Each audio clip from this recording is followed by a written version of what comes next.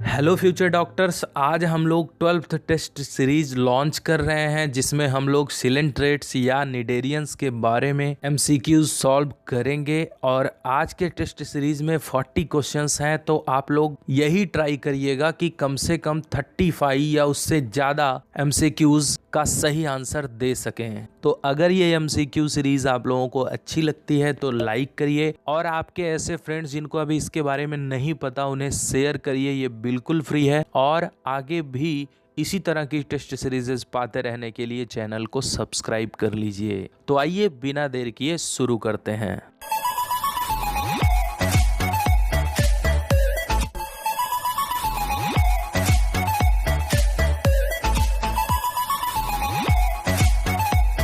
Hello everyone, आप देख रहे हैं स्वर्णिम बायोलॉजी क्लासेस और मैं Shubham Tiwari. Question number 1, who gave the term Coelenterata? Coelenterata शब्द किसने दिया? ऑप्शन बी, ल्यूकार्ट ने।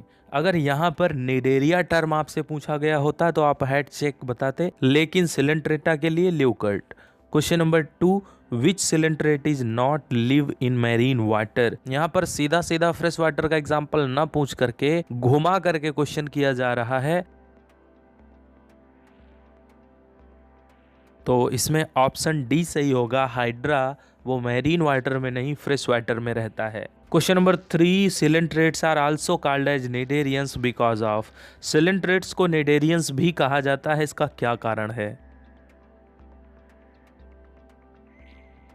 ऑप्शन बी, निमेटोब्लास्ट या निमेटोसिस्ट या फिर नीडोब्लास्ट होता है, जिसके कारण इन्हें निडेरियंस भी कहते हैं, और ये एक प्रकार की स्टिंगिंग सेल होती है। Question number 4, which one is totipotent cell in coelenterates like sponges? Sponges की तरह सिलेंट्रेट्स में भी कौन सी टोटीपोटेंट सेल है?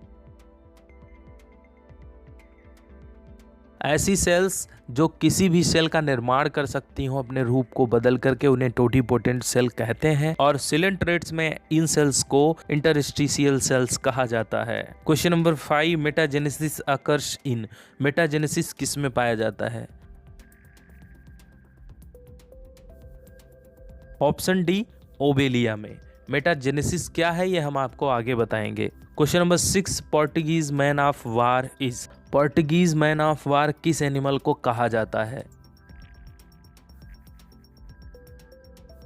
पुर्तगाल में जब युद्धपोतों से लड़ाई होती थी तो वो जिस तरह से पानी के अंदर तैरते हुए चलते थे, उसी तरह से ये एनिमल भी निमेटोफोर्स की सहायता से तैरता हुआ चलता है, इसीलिए इसे पोर्टुगीज मैन ऑफ वार कहते हैं, और ऑप्शन सी फाइशेलिया है। Question number 7, gonads of Obelia occur? Obelia में जनन ग्रंथियां कहाँ उपस्थित होती हैं? Option D, in radial canals of Medusa. Question number 8, in coelenterates the characteristic larva is? Coelenterates में कौन सा लार्वा पाया जाता है? Option A, planula larva. Question number 9, which one of these is a cnidarian? इसमें से कौन सा एक निडेरियन है या सिलेंट्रेट है? तो सी अर्चिन और सी किकम्बर इकाइनोडर्मेटा का एनिमल है, सी हॉर्स फिश है, इसलिए option B, sea anemone. Question number 10, which one of these is not a cnidarian? इसमें से कौन सा एक निडेरियन नहीं है? ऑप्शन सी, सी वालनट्स, क्योंकि वो टीनोफोरा में रखा गया है। Question number 11, ephyra is the larva of? Ephyra किसका लार्वा है? ऑप्शन सी, सी फर का यानी ओबेलिया का। Question number 12, the scientific name of red coral मूंगा इज? लाल रंग का मूंगा आपने देखा होगा, कुछ लोग अंगूठी में जड़ा करके पहनते हैं, उसका वैज्ञानिक नाम क्या है? Option D, Corallium rubrum. Question number 13, which one of the following has a bi radial symmetry? किस एनिमल में बाई रेडियल सिमेट्री पाई जाती है? बाईरेडियल सिमेट्री का मतलब जब किसी एनिमल को उसकी त्रिज्या से काटा जाए और उसमें 2 भाग समान तथा 2 असमान कटे तो उसे बाईरेडियल सिमेट्री कहते हैं। ये सिमेट्री पाई जाती है एडेम्सिया में। Option B. Question number 14, which one of the following shows commensalism with Eupagurus. Eupagurus को हेर्मिट क्रैब भी कहा जाता है, तो हेर्मिट क्रैब के साथ कौन सा एनिमल कॉमेंसलिज्म शो करता है?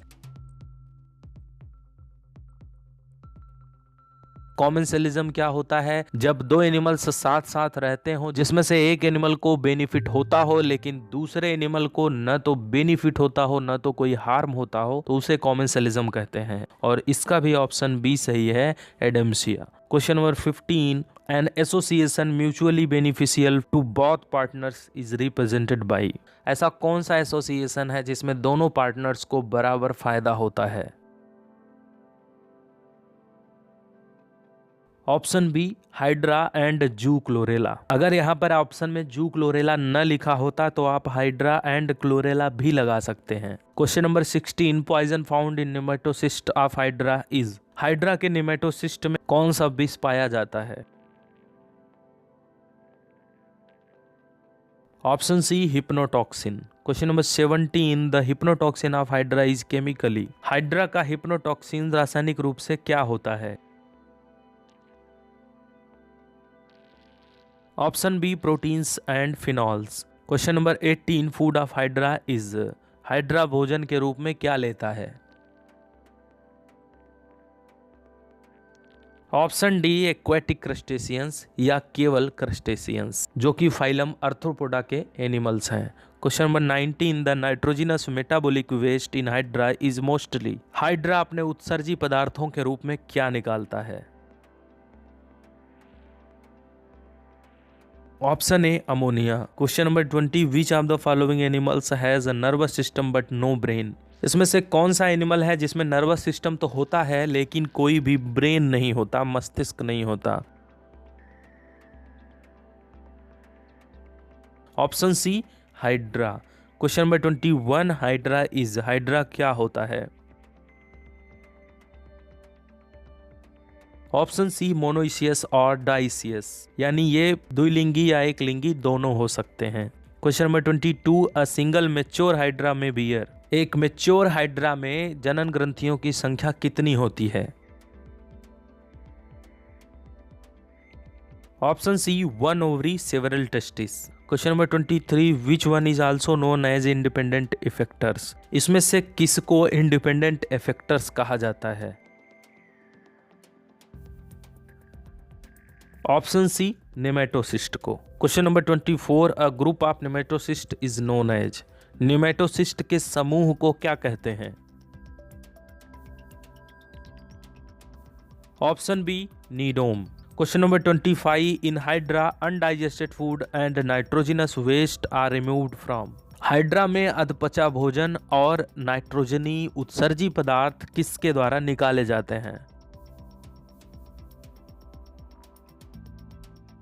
तो क्योंकि हाइड्रा में एनस होता नहीं इसलिए अपचित भोज्य पदार्थ माउथ से ही निकलेंगे और नाइट्रोजनस वेस्ट निकलते हैं बॉडी सरफेस से, तो इसलिए ऑप्शन है mouth and body surface. Question number 26, the coelenteron of hydra is. Hydra के सिलेंट्रॉन को और क्या कहते हैं? Option C, gastrovascular cavity. Question number 27, the class of coelenterate which exhibits polymorphism. Coelenterata के किस वर्ग में पॉलीमॉर्फिज्म दिखाई देता है? पॉलीमॉर्फिज्म क्या होता है? जब एक ही एनिमल कई रूपों को धारण कर सके तो उसे पॉलीमॉर्फिज्म कहते हैं। इसका आंसर है option A, hydrozoa. Question number 28, animals of which class commonly called as sea anemones and corals. किस वर्ग के जंतुओं को सी एनिमोन और कोरल्स कहते हैं? ऑप्शन सी, एंथोजोआ के एनिमल्स को। Question number 29, most appropriate term to describe the life cycle of Obelia is. Obelia के जीवन चक्र को दर्शाने के लिए इनमें से सबसे अच्छा शब्द है? ऑप्शन सी मेटाजेनेसिस। मेटाजेनेसिस का मतलब जब पॉलिप से एसेक्सुअल रिप्रोडक्शन के द्वारा मेडुसा का निर्माण हो और मेडुसा से सेक्सुअल रिप्रोडक्शन के द्वारा पॉलिप का निर्माण हो तो इस चक्र को मेटाजेनेसिस कहते हैं। Question number 30, hydra receives stimuli through. Hydra उत्तेजनाओं को किसके द्वारा ग्रहण करता है?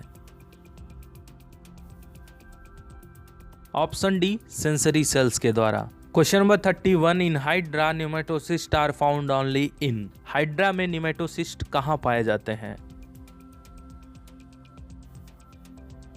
ऑप्शन ए इपीडर्मिस में। Question number 32, the mouth of hydra is opened by the chemical influence of. किस रसायन के प्रभाव के कारण हाइड्रा का माउथ खुलता है? Option C glutathione. Question number 33, which of the following is not a coral reef. इसमें से कौन सा एक कोरल रीफ नहीं है? सिलेंट्रेटा के कुछ एनिमल्स के द्वारा कैल्शियम कार्बोनेट सिक्रीट होता है जिसके कारण कोरल बनता है, और कोरल का ये कैल्शियम कार्बोनेट जब एक चक्र के रूप में समुद्र के छिछले पानी में किसी आइलैंड को घेर लेता है तो उसे कोरल रीफ कहते हैं। और यहाँ पर एटॉल, फ्रिंजिंग रीफ और बैरियर रीफ को कोरल रीफ कहते हैं, लेकिन लेगून एटॉल के अंदर पाया जाने वाला खाली स्थान है, इसलिए ऑप्शन ए सही होगा, ये कोरल रीफ नहीं है। Question number 34, lagoon refers to. Lagoon का मतलब क्या होता है? लगून एटॉल रीफ के अंदर पाया जाने वाला खाली स्थान है और ये घोड़े के नाल के आकार का दिखाई देता है, इसलिए ऑप्शन बी सही होगा। Question number 35, polyp phase is absent in. Polyp phase यानी सिलिंड्रिकल फेज जो होता है वो किस में अनुपस्थित होता है? ऑप्शन सी ऑरेलिया यानी जेलीफिश में। Question number 36, blind sac body plan is shown by. Blind sac क्या होता है? जब किसी एनिमल के एलिमेंट्री कैनाल में केवल एक छिद्र हो यानी माउथ हो और एनस एब्सेंट हो तो उसे ब्लाइंड सैक बॉडी प्लान कहते हैं, और ये सिलेंट्रेट्स में पाया जाता है। Option A. Question number 37, in coelenterates which type of digestion is found. Coelenterates में किस प्रकार का पाचन पाया जाता है? तो सिलेंट्रेट्स में इंट्रासेलुलर और एक्स्ट्रासेलुलर दोनों प्रकार का पाचन होता है, इसीलिए ऑप्शन डी सही होगा। Question number 38, asexual reproductive structure of hydra is. Hydra में अलैंगिक जनन किस संरचना के द्वारा होता है? ऑप्शन ए बड्स के द्वारा। Question number 39, mesoglea is seen in between. Mesoglea जो कि सिलेंट्रेट्स की एक बीच की लेयर है वो किसके किसके बीच पाई जाती है? तो option A ectoderm and endoderm. Question number 40, which one is true about cnidarians. इसमें से निडेरियंस के लिए क्या सही है? Option B, they have primitive nervous system. इनमें नर्वस सिस्टम प्रिमिटिव टाइप का यानी कम विकसित होता है। तो आपका स्कोर क्या रहा नीचे कमेंट बॉक्स में जरूर बताइए, और इसी तरह चैनल से जुड़े रहिए क्योंकि अब एक के बाद एक लगातार टेस्ट सीरीजेस आने वाली हैं, तो बस तैयारी करते रहिए। तब तक के लिए be different, be unique, be yourself. Thanks.